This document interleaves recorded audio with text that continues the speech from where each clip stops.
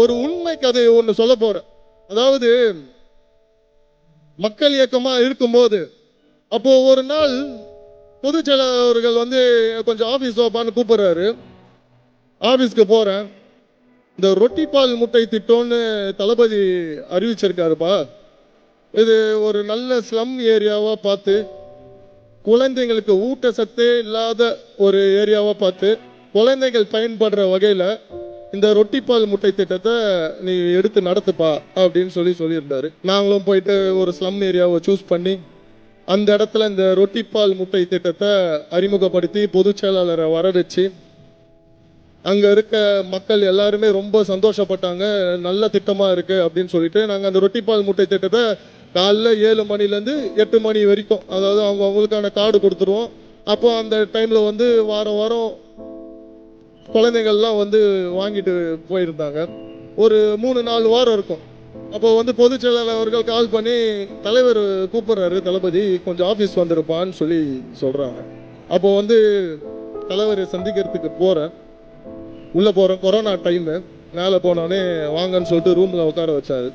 நான் மாஸ்க் போட்டிருந்தேன் கொரோனா டைம்னாலன்ட்டு. பரவாயில்ல, மாஸ்க்கை ரிமூவ் பண்ணுங்க அப்படின்னா. இல்லைன்னா உங்களுக்கு எதுவும் ஆகிடக்கூடாது, அதெல்லாம் ஒன்றும் இல்லை, ரிமூவ் பண்ணுங்க அப்படின்னு சொன்னார்.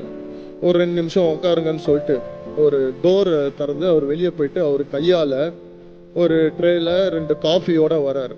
நான் அவரே காஃபி எடுத்துட்டு கையில் கொடுத்து உட்காருங்க குடிங்கன்னு சொல்லிட்டு, அப்புறம் எப்படிப்பா மக்கள் இயக்கம்லாம் எப்படி இருக்கு, எப்படி போயிட்டு இருக்கு, மக்கள் என்ன சொல்றாங்க அப்படின்னு விஷயங்கள்லாம் தலைவர் அவர்கள் கேட்டாங்க. அப்போ நான் ஒரு ரசிகனா இருந்துட்டு தலைவர் அவர்கள் கிட்ட, ஆனா எல்லாமே சூப்பரா இருக்குண்ணா, எங்க போனாலும் மக்கள் பயங்கரமா வரவேற்கிறாங்க, நீங்க கட்சி தொடங்கணும்னா அப்படின்னு. இதை நான் சொல்றது ரொட்டி பால் முட்டை திட்டம் தொடங்கும் போது, அதாவது ஒரு 3-4 ஆண்டுகளுக்கு முன்னாடி நம்ம கட்சி ஆரம்பிக்கணும். அப்போ நான் படம் நடிக்கிறதை விட்டுட்டோமா அப்படின்னாரு.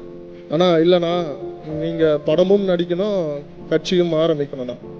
அது எப்படி? இன்னைக்கு இருக்க காலத்துல ஏதாவது ஒன்று தானே பண்ண முடியும், எப்படி 2மே பண்ண முடியும்? இல்லைன்னா எங்களோட விருப்பம், எல்லாருக்கும் அது ஆசை, சரி ஓகே அப்படின்னு ஒரு ஸ்மைலோட நிறுத்திட்டார். இப்போ நான் எதுக்கு இதை சொல்றேன்னா, ஒரு தொண்டனை எப்படி மதிக்க வேண்டும், ஒரு ரசிகனை எப்படி மதிக்க வேண்டும், அந்த திட்டம் எப்படி இருக்கு, அது எப்படி செயல்முறை நடக்குது அப்படின்னு கூப்பிட்டு உட்கார வச்சு ஒரு தொண்டனை கேட்கிற அளவுக்கு இருக்கிறது தான் நம்ம தளபதி அவர்கள். யாருக்குங்க கிடைப்பாங்க? தமிழ்நாட்டுல மட்டும் இல்ல, இந்தியாவிலே யாருக்குமே இந்த மாதிரி கிடைக்க மாட்டாங்க.